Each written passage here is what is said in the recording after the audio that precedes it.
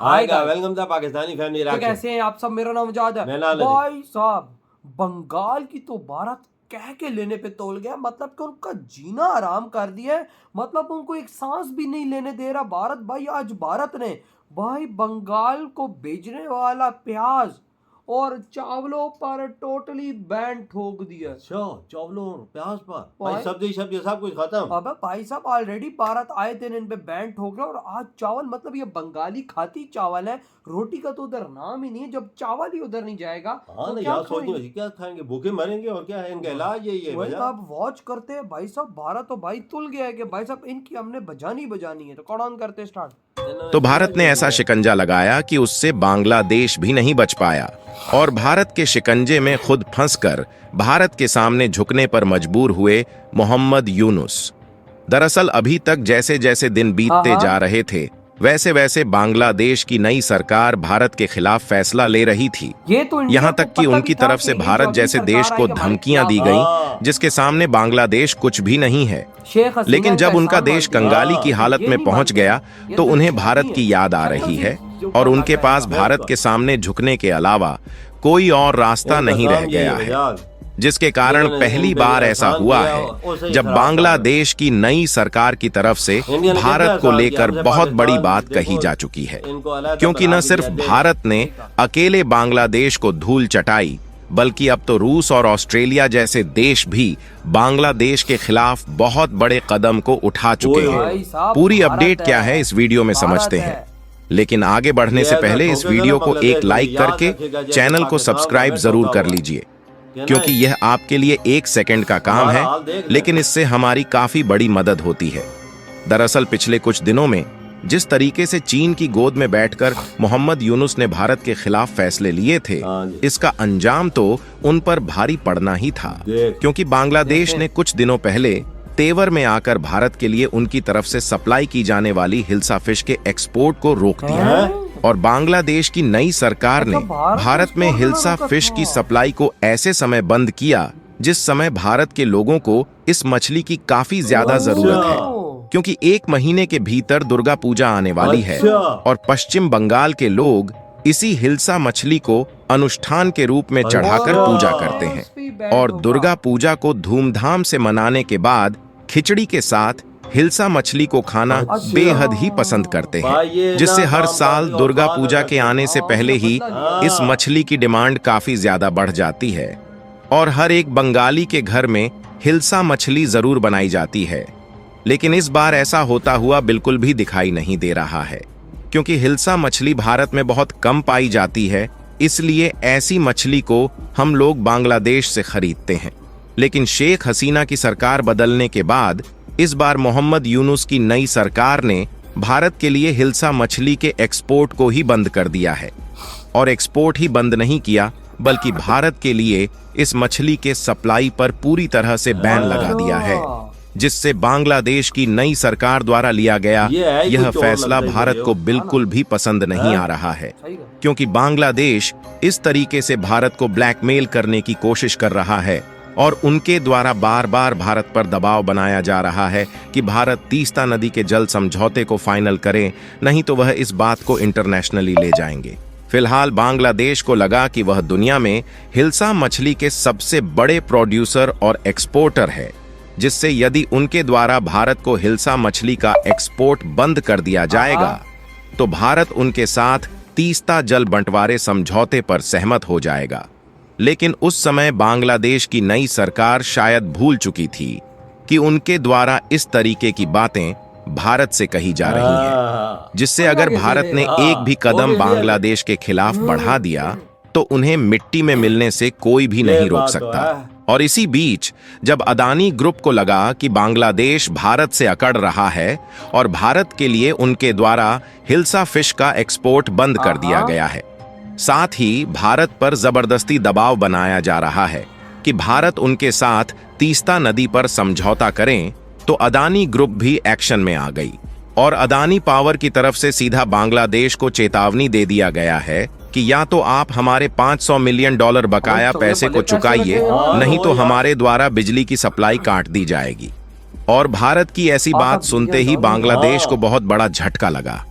लेकिन जब हाल ही में रूस और ऑस्ट्रेलिया ने देखा कि एक तरफ तो हिंदुओं पर बांग्लादेश की तरफ से अभी भी अत्याचार किया जा रहा है और दूसरी तरफ उल्टा भारत के सामने बांग्लादेश की नई सरकार अभी भी तेवर दिखा रही है, तो उनके द्वारा बांग्लादेश को इस तरीके से धूल चटाई गई है जिसे बांग्लादेश सदियों तक नहीं भूलने वाला। दरअसल हाल ही में रूस ने भारत की दोस्ती निभाते हुए बांग्लादेश से 63 करोड़ यानी कि $630 मिलियन की मांग कर लिया है। असल में देखा जाए तो कुछ साल पहले शेख हसीना के समय रूस ने बांग्लादेश के रूपपुर शहर में एक न्यूक्लियर पावर प्लांट का निर्माण किया था, जो कि बांग्लादेश का पहला न्यूक्लियर पावर प्लांट था जिससे बिजली पैदा की जाती है, और इसका पैसा बांग्लादेश को कर्ज के रूप में चुकाना था। लेकिन अभी तक बांग्लादेश इसका ब्याज भी रूस को नहीं दे पाया है।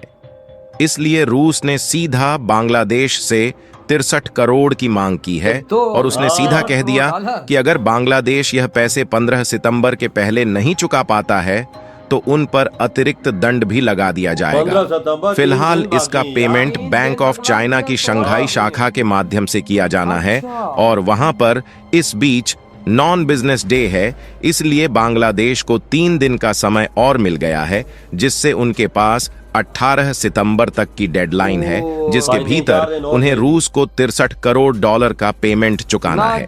यानी कि मोहम्मद यूनुस के पास केवल 4-5 दिनों का ही समय है, जिससे उनके होश उड़ गए हैं और इसलिए उनके सिर के ऊपर मुसीबत के बादल मंडराने लगे हैं कि आखिरकार इस पैसे का पाबंद कैसे किया जाए, क्योंकि न तो उनके पास इस समय भारत का साथ बचा है और ना ही उनके पास पैसे हैं कि वह इस कर्ज के ब्याज को चुका सके। और इतना ही नहीं, बल्कि इसी बीच ऑस्ट्रेलिया की तरफ से बांग्लादेश को सीधी चेतावनी दी गई है कि वह हिंदुओं पर होने वाले अत्याचार को बंद कर दें, नहीं तो ऑस्ट्रेलिया भी बांग्लादेश पर कड़ा एक्शन लेने पर मजबूर हो सकता है, जिससे बांग्लादेश जो ऑस्ट्रेलिया के साथ व्यापार करता है और वहां से कोयला इंपोर्ट करता है, उसमें भी डिस्टरबेंस आ सकती है।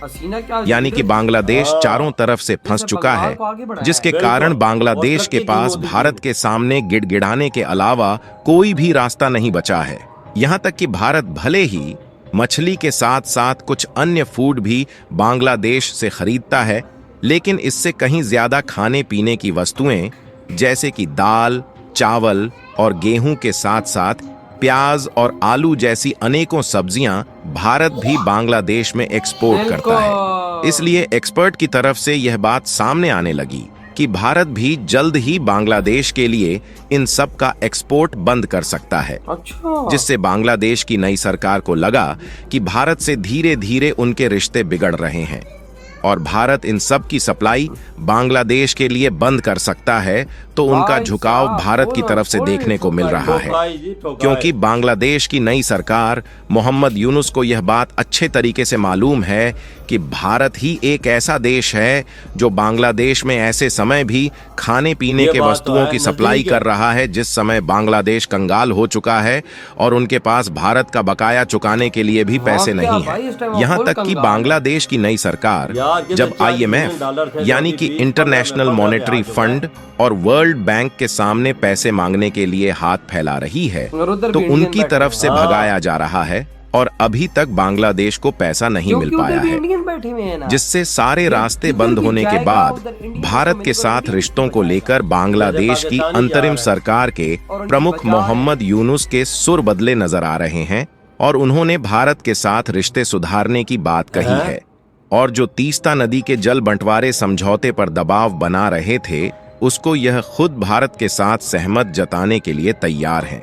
फिलहाल आपको क्या लगता है कि इधर हुई ये वीडियो खत्म? भाई साहब, इंडिया की कितनी गंदी बाजार है कि वहां से रशिया भी इंडिया का साथ देने आ गया और साथ ऑस्ट्रेलिया आ गया और ये लोग कह रहे हैं जो हमसे कर्ज लिया हुआ है वो भी हमें दो। इंडिया ने बोला जो तुमने हमसे लिया हुआ है वो भी हमें दो। ये 3 मुल्क आ गए, 4 मुल्क आ गए इंडिया के साथ यार। बंगाल ने भारत को काउंटर करने के लिए इंडिया को क्या इंडिया पे वो मछली का बैन लगा दिया। हालांकि अभी दुर्गा पूजा आने वाली है, वो इस्तेमाल होती है भाई साहब, लेकिन फिर भारत ने जो इनको बजाई है ना, अडानी लोग कहते हैं भाई साहब 500 मिलियन दो, नहीं तो बत्ती हम तुम्हारी नहीं खोलने वाले, पहले हमारा पैसा दो फिर तुम्हें हम बत्ती देंगे। कंगला हुआ है यार, कंगला, इंडिया ने कंगला कर दिया। और भाई IMF के पास गया, वर्ल्ड बैंक के पास गया, उधर इंडियन बैठे हुए हैं, उधर कैसे तुम लोगों को वो जिंदा रहने दे, उधर उन्होंने भी बोला नहीं है पैसा। इससे यार नहीं चीज पता लगी, हमारे पाँव हम जो हमारा मुल्क खड़ा था, इंडिया के सारे थे, और भाई पाकिस्तान का हाल इन्होंने नहीं देखा था, आज हम पाकिस्तानी IMF के जाते उधर इंडियन उधर से लात पड़ती, पहले वहां पर इंडियन जो बैठे कहते उल्टे हो जाओ, पहले तो भाई उल्टे हो जाए, फिर भाई बात की बात है भाई साहब, हमें तो भाई पैसे ही नहीं मिल रहा क्योंकि हर जगह पे